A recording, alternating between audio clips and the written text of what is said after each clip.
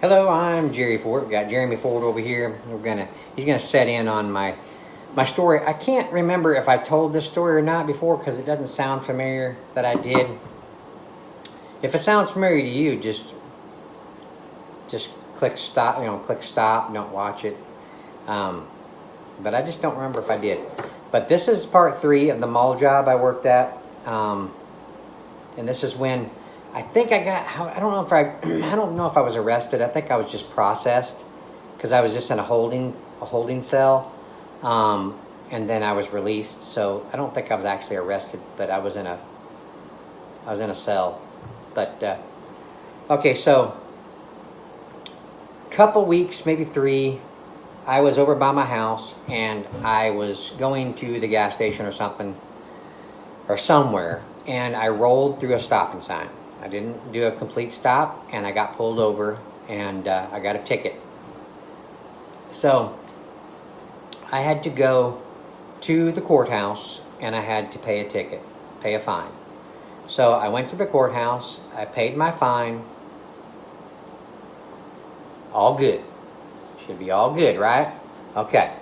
So 3-4 weeks later, I'm at my job, the small job. I'm out in the parking lot and I am eating my lunch, listening to my music. And before my lunch is over, I'm gonna go get some gas in my car. So I just go down the street from the mall, down a couple hills, a little roller coaster hill type thing. The gas station right there, get gas, come back, go to work.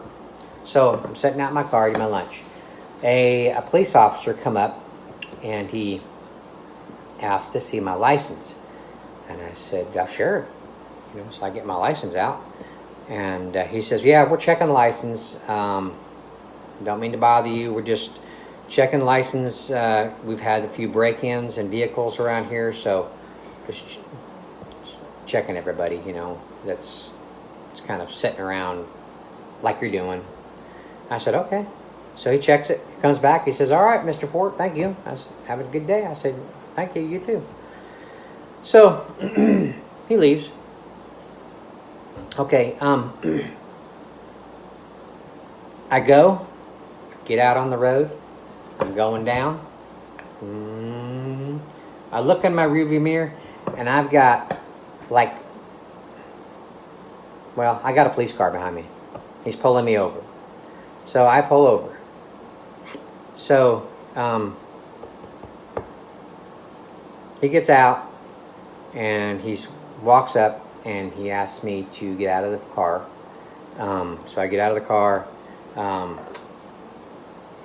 I think it was the guy that checked my license. I think it was him, if I remember right. And I'm like, what is, what's going on? Well, we'll let you know here in just a little bit. So he goes back to his vehicle. He wants me to stand outside my car so he can see me, And all of a sudden another police car comes up, and the one that gets out is a security officer that does part-time at the mall. I knew this guy. So I can't remember what his name was. I'm just going to call him Fred.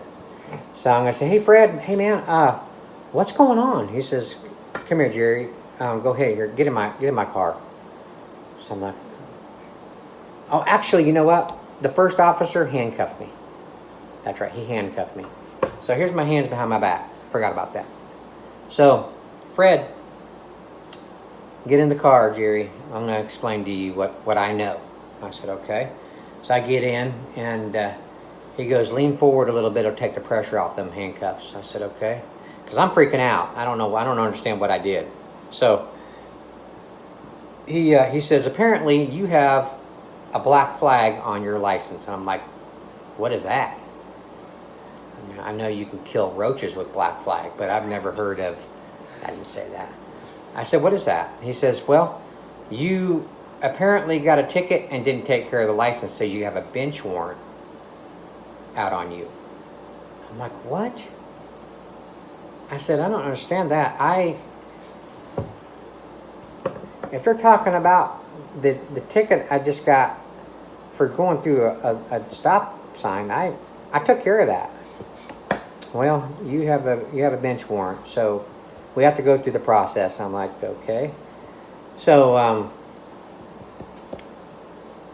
so while I'm sitting in his car, like 3 or 4 other cop cars pull up behind him. I'm like, what is going on? I'm not a convict, man. I was freaking out. And Fred says, yeah, that the one walking up right there, that's my supervisor. So just be calm, you know. Just be cool. Let's just get through this. I'm like, okay. So he says, okay, so what we're going to do, Jerry, is we're going to lock your car up, and we're going to have to go down to the station and just do it by the book, and we'll figure out what happened. I'm like, okay. I mean, I'm on my break. I mean, I got to, you know, my manager and my supervisor are going to be wondering where the heck I am. So he's like, we'll contact them and tell them kind of what's going on. I'm like, okay, so that's going to look good. So they put me in this little cell after they fingerprint me and get other information. And I'm freaking out. I'm like, I'm inside this small cell that's not very big, you know. So they finally let me make a phone call, call my wife. She just started a new job. It's her first day. And she's going to have to tell her new boss that she's got to go she's got to go get her husband out of jail. You know, wow, they're going to be thinking, oh my gosh, she's got a loser of a husband. So she comes and she pays it, and my car is in compound, so it cost me, I think it's like $75, $50 to $75 to get my car out. But we worked it out. I told them that I paid this ticket. I went down to the courthouse and paid it, and they checked into it and found out that apparently the cashier, whatever, the person at the courthouse didn't log it down that I paid it, so it became a bench warrant. How you like that? So it all got worked out. They let me go, and what a crazy mess.